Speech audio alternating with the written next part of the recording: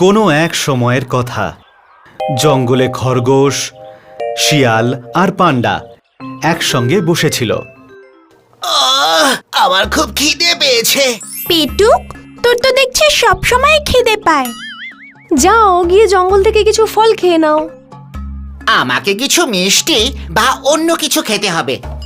তাহলে আলাদা মিষ্টি কোনো ফল জঙ্গলে নেই। আমি বলছিলাম আমার মিষ্টি খেতে ইচ্ছা করছে। কিন্তু দাদা, আমার কাছে তো মিষ্টি নেই। তিনজনই ভাবতে শুরু করলো। আচ্ছা, আমরা মিষ্টি বানালে কেমন হবে? তাহলে দারুণ হবে, কিন্তু আমরা কি বানাবো? পায়েস।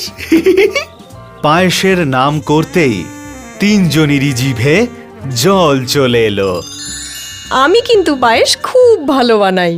তাহলে ওই কথাই রইলো, আমরা পায়েস বানাবো। একটা কাজ করি, আমি বরং বাইরে যাই আর জিনিসপত্র আনি। পান্ডা দাদা, তুমি পায়েসের জন্য চাল নিয়ে এসো। শেয়াল, তুমি দুধ আর আমি চিনি নিয়ে আসি।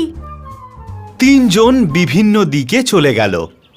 শেয়াল পৌঁছে গেল দুধওয়ালার বাড়ির বাইরে আর আড়াল থেকে দেখতে লাগলো।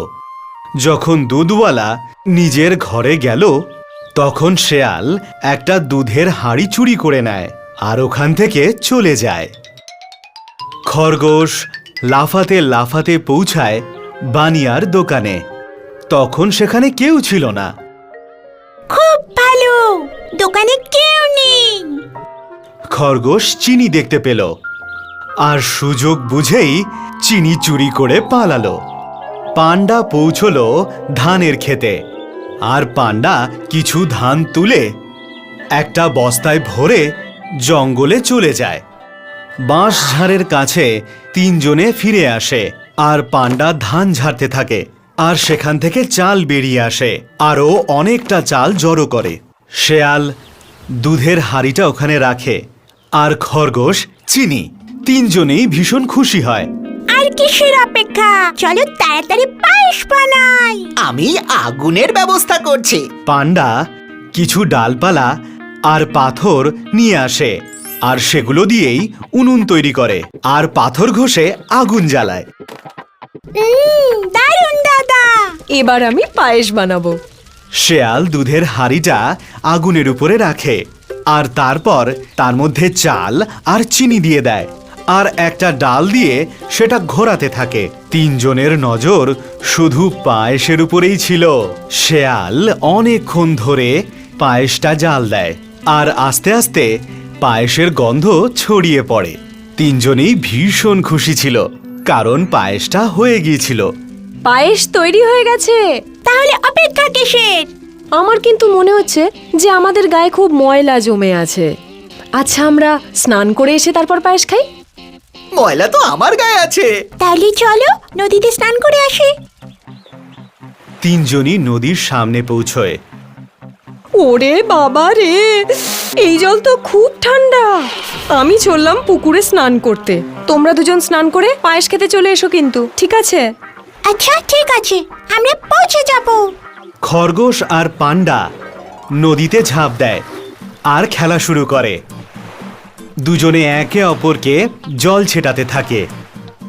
চলো দাদা, আমার আর তর্স হয়েছে না, আমরা গিয়ে বরং পায়েস খাই।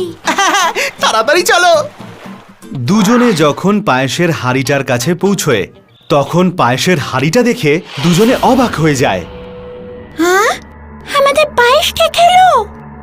আরে কিছুক্ষণ আগে তো পায়েস এখানেই ছিল। মনে হচ্ছে ওই শিয়ালটা আমাদের বোকা বানিয়েছে, ওই পুরো পায়েসটা খেয়েছে। তখন শেয়াল ওখানে পৌঁছলো পুকুর থেকে স্নান করে। এ কি, তোমরা পুরো পায়েসটা খেয়ে নিলে? আমরা তো পায়েস খাইনি। আমরা যখন এখানে পৌঁছলাম তখন হাঁড়িটা খালি পড়েছিল। কি? তাহলে এই পায়েসগুলো সব খেলো কে? ওরা তখন চিন্তায় পড়ল। আমার কিন্তু মনে হচ্ছে অন্য কোনো প্রাণী এই পায়েস খেয়ে গেছে। ছাড়ো, বাদ দাও, আমরা অন্য সময় পায়েস খাবোখন। শিয়ালের এমন কথা শুনে খরগোশের ওর উপর সন্দেহ হয়। পায়েস আমাদের মধ্যে কেউ খেয়েছে, কিন্তু কে? কে খেয়েছে সেটা এই পাত্রটা বলবে। চলো আমার সাথে, চলো সবাই। তিনজনেই এই হাঁড়িটা নিয়ে নদীর ধারে পৌঁছে যায়। আমরা এই হাড়িটা দিয়ে কি করব? আমরা এখন এই পাত্রটাকে নদীতে ভাসাবো উল্টো করে, আর এটার উপর বসে বলবো পায়েস আমি খেয়েছি, তাহলে আমি নদীতে ডুবে যাব। আর যে সত্যি সত্যি পায়েস খেয়েছে সেই নদীতে ডুবে যাবে, বুঝেছো? হ্যাঁ, ঠিক আছে। তাহলে তাহলে সবার আগে কে যাবে? খরগোশ নদীতে হাঁড়িটা উল্টো করে ফেলে আর তার উপর চড়ে বসে।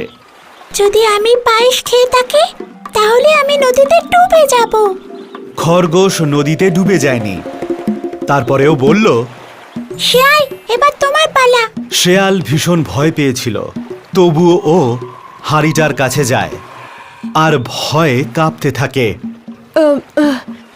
যদি আমি পায়েস খেয়ে থাকি। আমি আগেই জানতাম তুমি মিথ্যে কথা বলছিলে। মিথ্যে কথা বলার জন্য তোমার পা কাঁপতে লাগলো আর তুমি পড়ে গেলে। তুমি যেটা করবে সেটা আমরা ভাবতে পারিনি। আমায় ক্ষমা করে দাও। আমি ভাবলাম যে তোমরা দুজন কোনোদিনও জানতে পারবে না, আর আমি পুরো পায়েসটা একাই খেয়ে ফেলবো। ক্ষমা করে দাও আমায়, আর কখনো এরকম হবে না। শেয়ালি যে চুরি করেছিল সেটা ধরা পড়ে গেল। সেই জন্যেই কথায় বলে, মিথ্যে বেশি দিন লুকিয়ে থাকে না।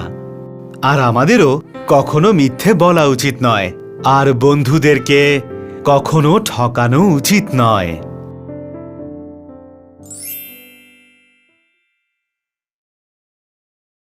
যদি আপনারা আমাকে এভাবেই দেখতে চান তাহলে এই ভিডিও অবশ্যই শেয়ার করবেন, আর হ্যাঁ, এই চ্যানেলকে সাবস্ক্রাইব করতে ভুলবেন না। এই বলদে গাছের মধ্যে কোপ মারে ভাই, আর মনে হয় নেট সমস্যা, মারছে বাংলাদেশে আর লাগছে গিয়ে উগান্ডায়। ওরে বোকা, এটা গাছ। তোরা কে কন্যা সামার বাসা। এবার মালিকে এসে একদম দাগ দিয়ে দেখাই দিছে কোন জায়গায় কাটতে হবে। যাই হোক, এইবার এই বলদে ঠিক মতো কাটতেছে। গাছ পরে না কেন, হালার শরীরে মনে হয় ভিটামিনের অভাব। বলদে ছোট্ট করে একটা হাসি মারে, কাম সার সেরে হালায় উল্টা পাশে গাছ ফেলাই দিছে। পিছে দেখো, পিছে। তোরা কে কন্যা সামার বাসা। ইরানের সাথে লাগতে গেছো কেন? তুই কে? আমি হলাম বাংলাদেশের লক্ষ মানুষের শৈশবের আবেগ। এই ছোট্ট মেলা সেই বন্ধুরা কই, কেন আমি আর সেই আমি নই। আজ অনেক বছর পরে খুঁজে ফিরি, কোথায় আহারে আহারে আহারে শৈশব, কোথায় হারিয়ে গেল যে আহারে কৈশব। কোথায় আহারে আহারে আহারে শৈশব, কোথায় হারিয়ে গেল যে আহারে। ছোট্ট মেলা সেই বন্ধুরা কই, কেন আমি আর সেই আমি নই। আজ অনেক বছর